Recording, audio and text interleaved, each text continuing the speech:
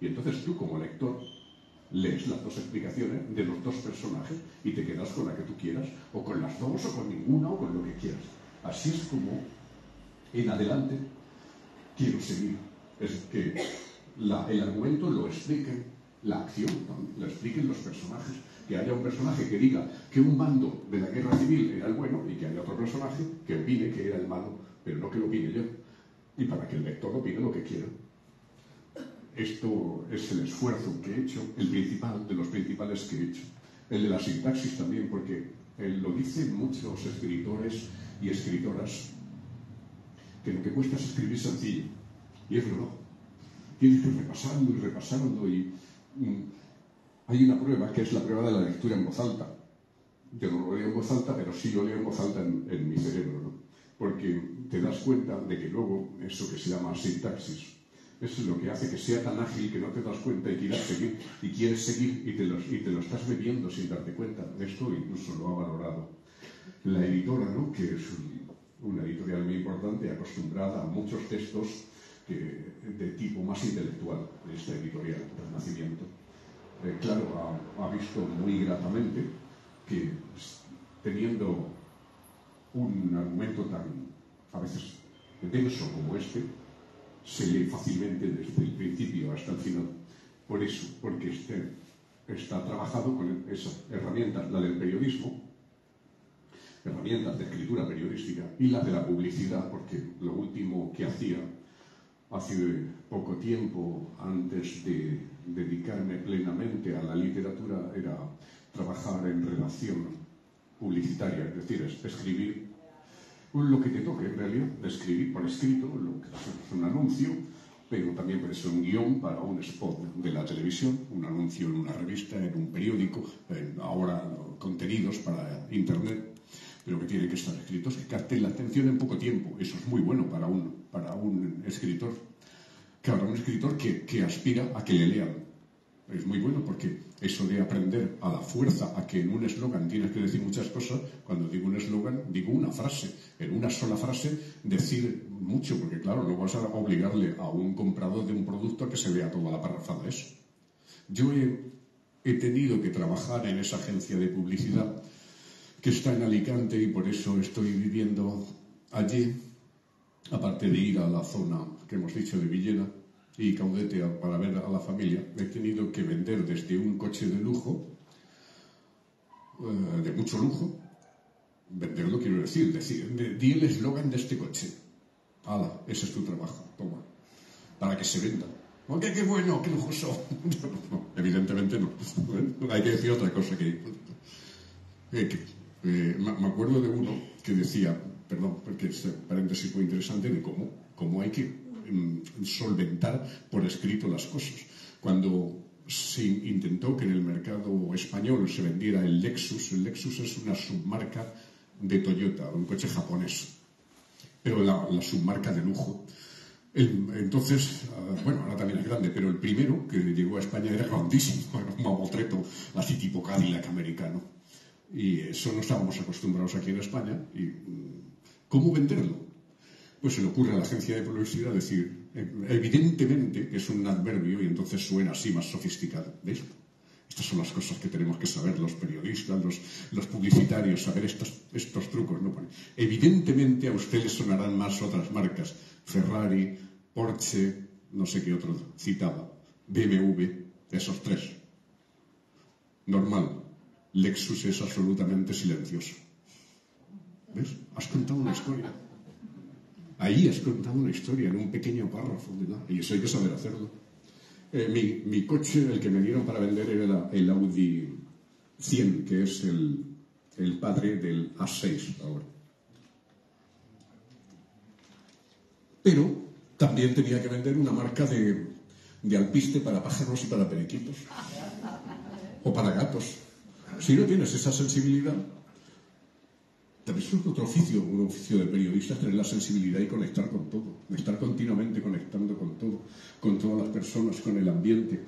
Si no, pues bueno, no digo que no vayas a tener éxito, porque hoy día lo mediático tiene tanto poder que te pueden lanzar otras cosas, ¿no? Pero vamos, un periodista clásico, un escritor clásico, tiene que estar absorbiendo continuamente de todo. De hecho, hecho, sé que damos miedo porque decimos, este me está convirtiendo en personaje. No siempre, casi nunca.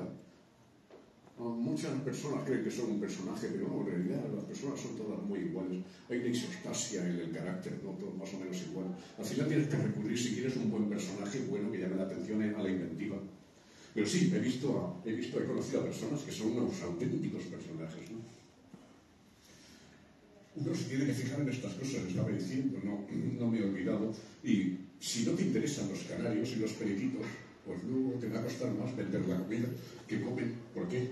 ¿Por qué comer esa comida? Pues sí, el tío que llega allí a decirte, no, porque tiene no sé qué, no los quería explicar él, tiene estos componentes que le hacen cantar más. Hombre, no, hay que decirlo, pero en realidad lo que pasa es que como tienen más salud, si se encuentran bien, cantan más. Todo eso tú no puedes decirlo ahí en la caja, una caja así plana como la de los fake pequeños, ¿no? Un poco más pequeña, no puedes escribir todo eso ahí, tienes que en una frase, en dos frases, como máximo, decir todas estas cosas de la comida, de los canarios, de los periquitos, de los gatos.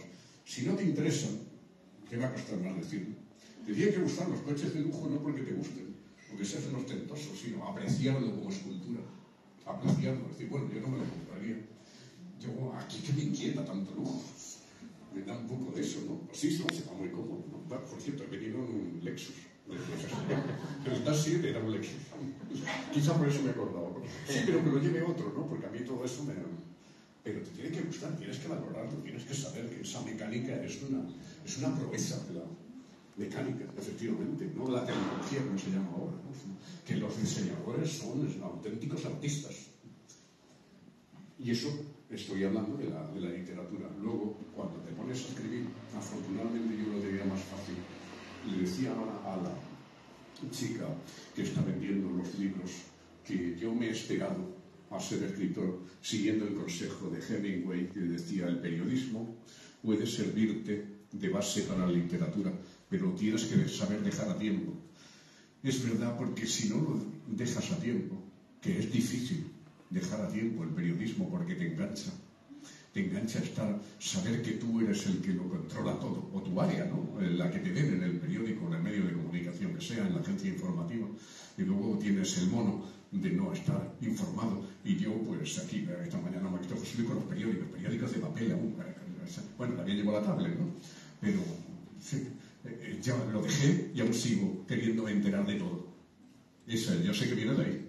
No lo necesitaría, porque ahora tendría que estar nada más que pensando en la siguiente novela, ¿no? Pero y la publicidad también, es que es tan agradable, es tan bonito eso de explicarte en tan pocas palabras y vender algo, también engancha, ¿no? Pero lo difícil de la novela es conocer las herramientas de la ficción, saber crear personajes y situaciones. Eso me costó.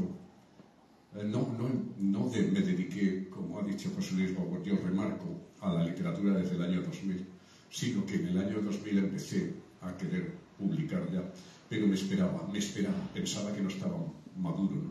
Y lo que decía la chica que está vendiendo los libros es que gracias a que me he esperado tanto, parece que ha funcionado, ¿no? Porque la primera novela que escribí se llevó un premio en otra ciudad como esta, y la segunda se ha llevado otro premio, que es esta, y la tercera la queda finalista en el premio Azorín. Así que, con perdón por la vanidad que está sonando, ya sé que está sonando, pero lo digo también para su propia satisfacción, que vean que han premiado a alguien que se lo merece, porque tiene potencial.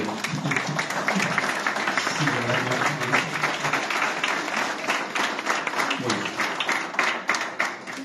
así creo que ha sido que están aquí para escuchar cómo son mis orígenes de escritor también, y por eso se lo digo. Creo que ha sido bueno que me haya esperado hasta tener completamente todo esto que estaba explicando hasta ahora, a tenerlo claro y poder desarrollarlo, ¿no? No me encontraba hasta ahora capaz y lo dejaba. Cambiamos de tema.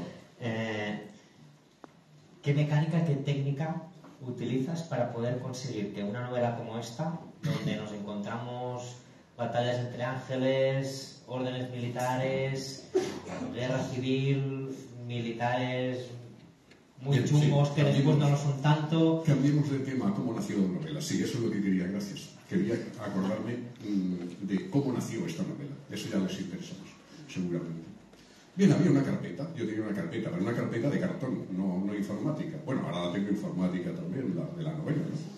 Y luego, después de tener la carpeta de cartón, que primero estaba en el periódico donde trabajaba en Alicante. Ahí estaba la carpeta de verdad, y allí metía cosas que me llamaban la atención en torno a lo mismo, que es en torno a todo lo que habla la novela. Y me llegaba una noticia, y yo decía, ¿un reportaje de esto? Le decía a mi redactor jefe, y decía, no, coño, eso no, ¡ostras, qué barbaridad!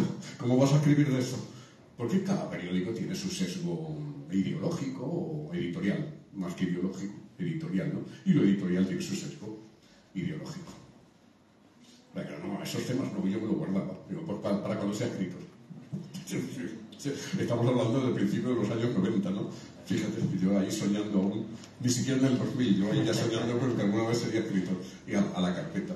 Una vez me tropiezo con el sobrino nieto del escultor de las esculturas gigantescas del Valle de los Caídos, en un curso que di de comunicación, en un curso de la 11, para ser concreto. Me gusta ser concreto hasta cuando hablo, ¿no?